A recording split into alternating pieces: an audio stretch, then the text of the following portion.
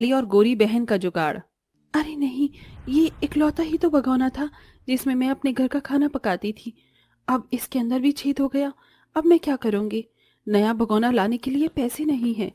सोनाक्षी, तुमने बोला था ना कि खाने के लिए मैं पालक ले आऊं। लो मैं ले आया। अब मुझे भूख लग रही है, जल्दी से कुछ खाने को दे दो। अजी क्या दूं आपको खाने को? भगोने में ही तो पालक का सूप बनाती। लेकिन जरा देखिए। सोनाक्षी ने अपने पति को नीचे सुराख हुआ भगोना दिखाया। अरे नहीं, ये क्या हो गया? अब हम क्या करेंगे?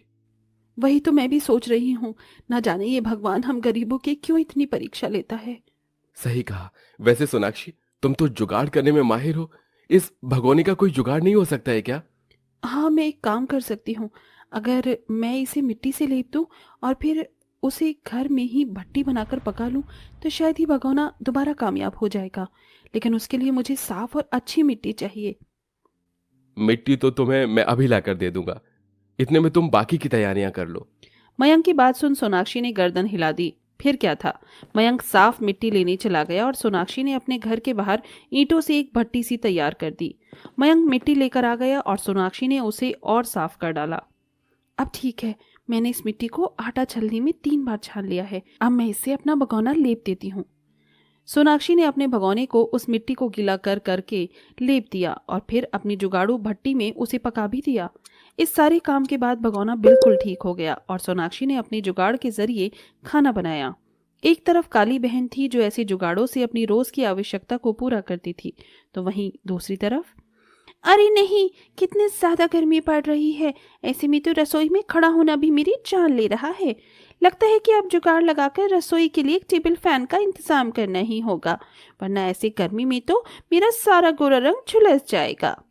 बहू जरा मुझे घड़े का पानी तो देना। देती हूँ माँ।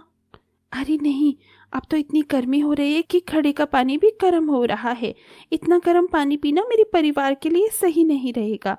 लेकिन अब मैं क्या करूं जिससे कि मेरे घड़े का पानी इस गर्मी में भी ठंडा ही रहे। आशा सोचने लगी।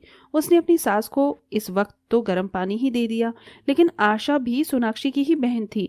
उसके दिमाग में एक जुगाड़ आया और समझ गई, अगर घड़े को ठंडक मिलेगी तो घड़े का पानी ठंडा रहेगा। आशा ने अपने घर में से ही भारी और बेकार कपड़ा निकाल लिया और उसे उसने पानी से गीला करके घड़े के चारों तरफ को लपेट दिया, जिससे कि घड़े के अंदर गर्मी नहीं गई और उसका पानी भी ठंडा हो गया। दोनों बहनें ऐसे ही जुगाड़ू थी। काली बहन का ससुराल बेहद ही गरीब था और गोरी बहन का ससुराल बस मिडिल क्लास था। दोनों बहनों के घर में तंगी बनी रहती थी, जिसकी वजह से उन्हें हर चीज में जुगाड़ और हिसाब से चलना पड़ता था। माँ, मैं काम पर जा रही हूँ। ठीक है बहू। बहू, दीपक आता ही होगा, कुछ खाने को है क्या? हाँ माँ जी, रसोई में कल की बची हुई सब्जी रखी हुई है, आप और दीपक जी वही खा लीजिएगा। लेकिन तू क्या खाएगी? माँ जी, वो मैं मालकिन के यहाँ ही कुछ खा लूंगी। बहू, मैं कई दिनों से देख रही हूँ तो कुछ भी ठीक से खाती पीती नहीं है। अरे एक तो हम गरीबों को बस 2 वक्त की रोटी ही नसीब होती है, और अगर इसे भी नहीं खाएंगे तो जिंदगी की गाड़ी कैसे चलेगी?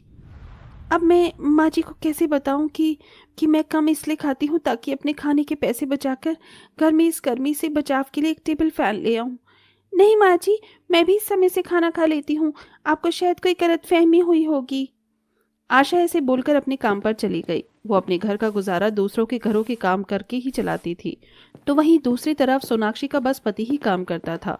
वो गरीब अगर कहीं काम मांगने भी जाती थी तो उसका हुलिया देखकर कोई भी उसे काम देने को राजी नहीं होता था।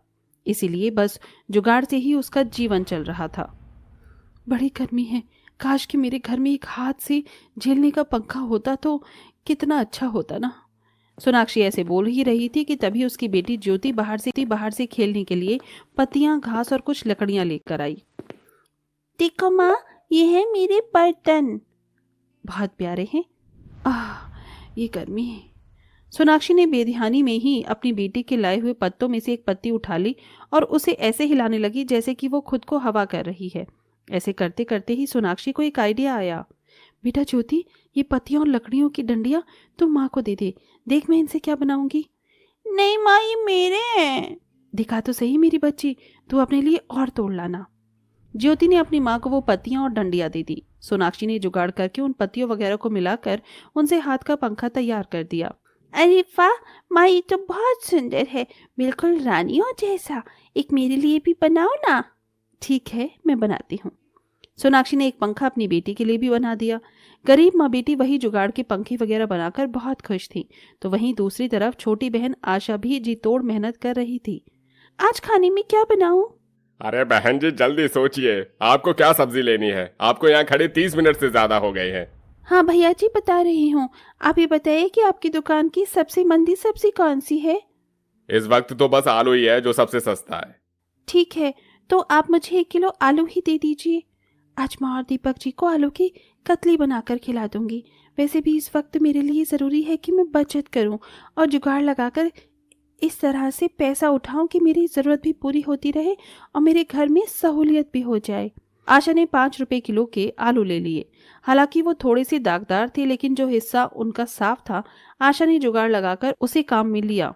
इस तरह से उसके घर में चूल्हा भी जल गया और उसका बजट भी नहीं बिगड़ा। मैं आज बस चटनी से खाना खा लूंगी। इस तरह से ये आलू कल को भी दोनों टाइम चल जाएंगे। हाँ, यही ठीक रहेगा और मेरे पास पैसे काफ़ी जल्दी इकट्ठा होंगे। आशा बेचारी खुद रूखा सूखा और आधे पेट खाकर अपने घर में एक टेबल फैन की सुविधा करना चाहती थी। उसकी इस कुर्बानियों से जो पैसा बच रहा था उसे वो अपनी गुल्लक में डाल देती थी। ऐसे ही दूसरी तरफ सोनाक्षी की भी पूरी जिंदगी बस जुगाड़ पर ही थी। गर्मी से बचने के लिए खास का छप्पर, खाने को पालक का सूप, खाना बनाने के लिए मिट्टी के बर्तन और घास के पंखे वगैरह से ही सोनाक्षी का जीवन चल रहा था। लेकिन एक दिन सोनाक्षी का पति उससे बोला, सोनाक्षी तुम्हारा दिमाग बहुत तेज है। तुम किसी भी मुसीबत का यूं ही हल निकाल देती हो। कुछ जुगाड़ बनाओ ताकि हम अपने हालातों को सुधार सके। इस तरह गरीबी में रहने से ना हमें अच्छी जिंदगी मिल पा रही है और ना ही हमारी बच्ची को।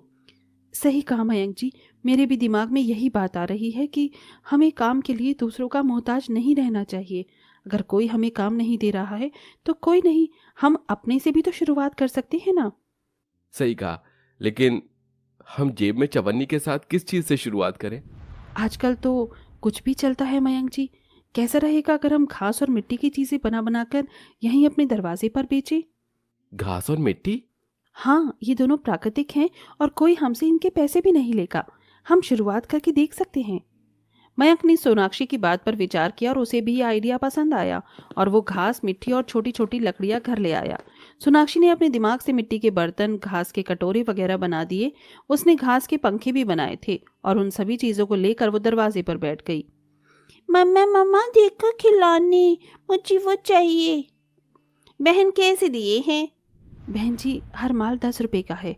क्या सच? ये तो बड़े ही प्यारे लग रहे हैं।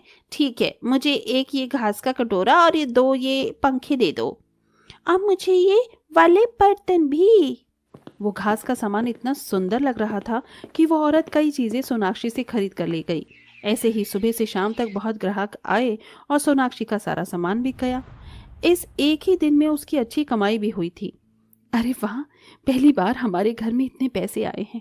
मयंक जी, कुछ अच्छा खाने को ले आइए। एक अरसा हो गया है कुछ अच्छा खाए हुए। सोनाक्षी बहुत खुश थी। उन सभी ने अच्छा खाना खाकर अपनी पहली कमाई को खर्च किया। अब से सोनाक्षी रोजाना वही बनाकर बेचती थी। लोगों को उसकी चीजें पसंद आने लगी थी, जिसकी वजह से लोग दूर दूर के इलाकों में से भी उससे वो खरीदने आते। अब सोनाक्षी के दिन बदल चुके थे, तो वहीं दूसरी तरफ आशा ने भी जुगाड़ कर करके अपने घर में एक टेबल फैन का इंतजाम कर लिया था। अब उन सभी को गर्मी में मरना नहीं पड़ता था और दोनों बहनें अब काफी खुश थीं।